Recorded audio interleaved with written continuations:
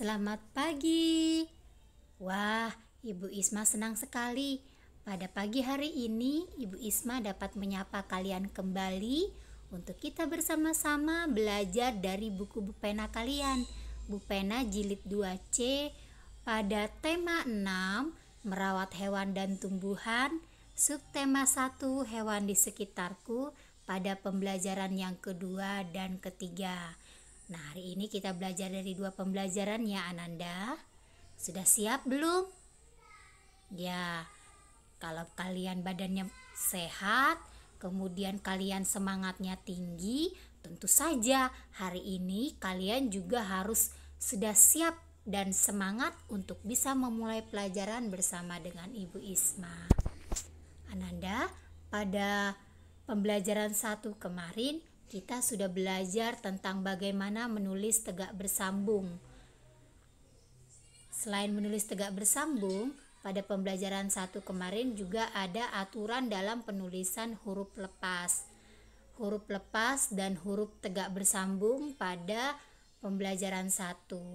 Nah, untuk pembelajaran 2 ini kita akan lebih mendalami materi dari huruf tegak bersambung. Ananda, saat menulis, kalian harus memperhatikan kerapian tulisan yang kalian miliki agar mudah untuk dibaca oleh orang lain. Dalam hal ini, jika kalian mengirimkan tugas kepada Ibu Isma, hasil tulisan kalian akan mudah Ibu Isma baca. Selain itu, nanti jika kalian ingin membaca materi kembali, kalian dapat mudah membaca tulisan tangan kalian dan semangat juga belajarnya. Kenapa? Ya, karena kalian rapi menulisnya. Jadi kalian tidak merasa kesulitan membaca materi yang sudah kalian catat, atau mudah juga membaca materi yang sudah kita pelajari pada pembelajaran-pembelajaran sebelumnya. Nah, Ananda juga harus memperhatikan penggunaan huruf kapital sesuai dengan aturan penulisan. Jadi pada pembelajaran 1 kemarin juga Ibu sudah jelaskan bahwa ada aturan dalam penulisan huruf kapital. Huruf kapital digunakan selain di awal kalimat, juga digunakan sebagai huruf awal pada penulisan nama orang, nama hari, dan nama bulan. Ini juga sudah Ibu jelaskan ya pada pembelajaran 1 kemarin. Seperti ketika kalian menulis nama Jonas, maka huruf C-nya digunakan huruf kapital. Kemudian nama bulan Desember, maka huruf D-nya menggunakan huruf kapital. Huruf kapital atau huruf besar. Kemudian untuk nama hari Selasa, maka penulisan huruf S di awal kata Selasa, di awal nama hari, maka gunakan huruf kapital atau huruf besar. Nah, Ananda coba perhatikan di sini. Ini adalah penulisan yang benar untuk huruf sambung sesuai dengan SK Dirjen Dikdasmen. Jadi, perhatikan ketinggiannya pada huruf sambung ini. Seperti Ibu sudah jelaskan juga kemarin bahwa untuk melatih kalian menulis tegak bersambung, kalian dapat menggunakan buku tulis tegak bersambung atau buku Latin. Jadi nanti di situ kalian akan mudah melihat atau mengukur ketinggian dari setiap huruf yang kalian buat. Jadi untuk dapat mudah menulis huruf tegak bersambung, kalian berlatih pada buku tegak bersambung dan harus sering-sering latihannya. Jadi nanti kalau kalian menulis di buku tulis kalian akan lebih mudah. Gitu ya anak-anak. Nah, coba sekarang perhatikan contoh penulisan huruf tegak bersambung dan penggunaan huruf kapital berikut ini. Beni dan Edo memiliki hewan peliharaan. Beni dan Edo memiliki hewan peliharaan. Coba perhatikan huruf B pada kata Beni, dan E pada kata Edo.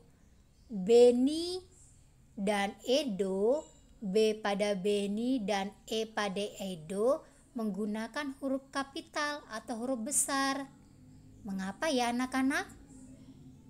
Ya, karena Beni dan Edo adalah nama orang.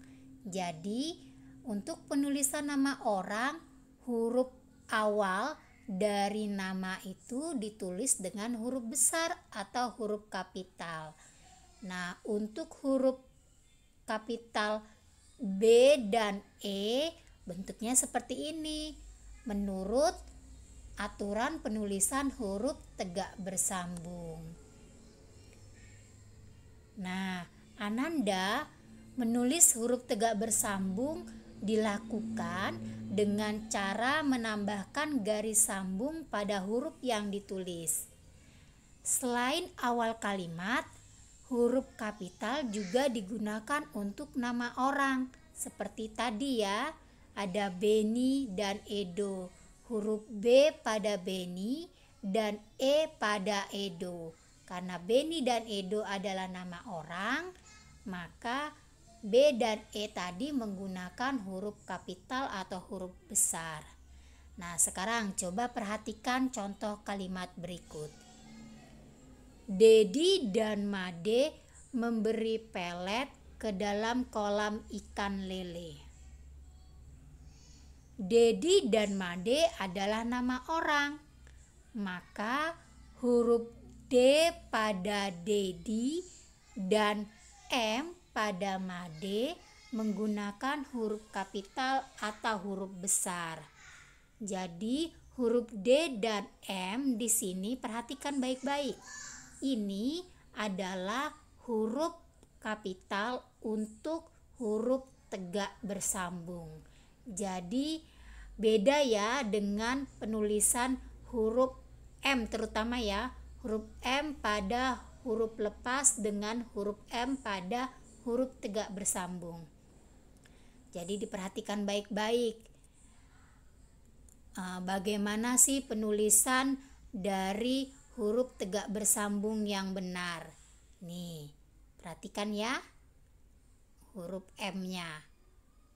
Huruf M kecil dengan huruf M besar atau huruf M kapital. Yang membedakan hanya ketinggiannya saja. Itu untuk huruf sambung. Tetapi untuk huruf lepas itu beda lagi penulisan huruf M-nya.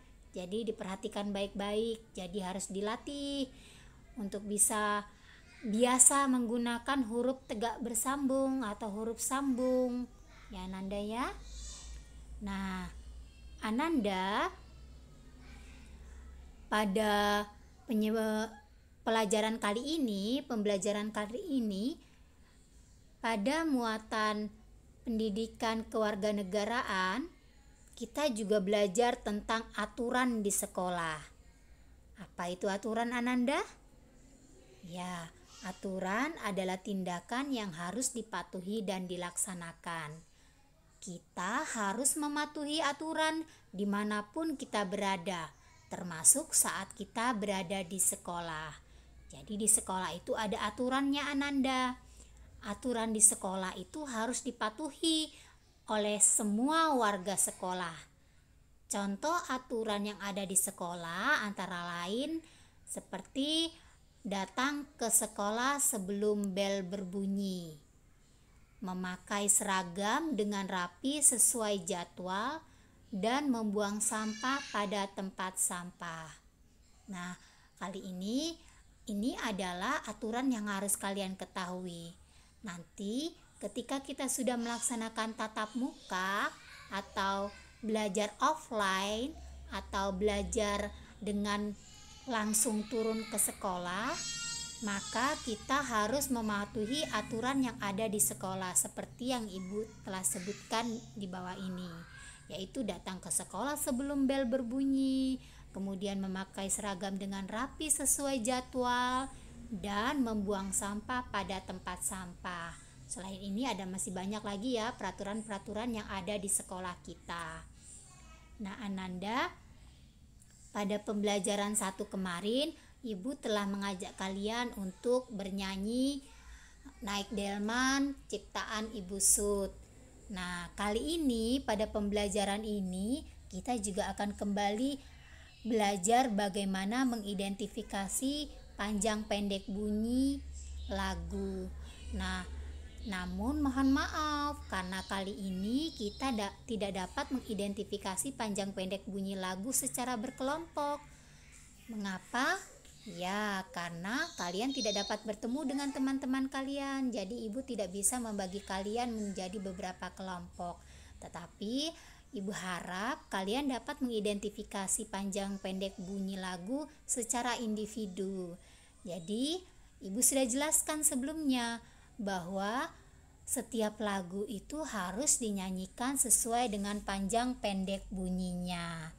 Nah, di sini Ananda, untuk membedakan lagu dinyanyikan dengan panjang atau pendek, itu bisa menggunakan ketukan seperti Ibu telah jelaskan sebelumnya. Nanti Ananda bisa lihat di notasi angkanya. Kalau ada tanda garis di atas notasi angkanya, maka dinyanyikan dengan nada pendek. Tapi kalau tidak ada garis di atas notasi angkanya, maka dinyanyikan dengan panjang, dengan nada panjang ya.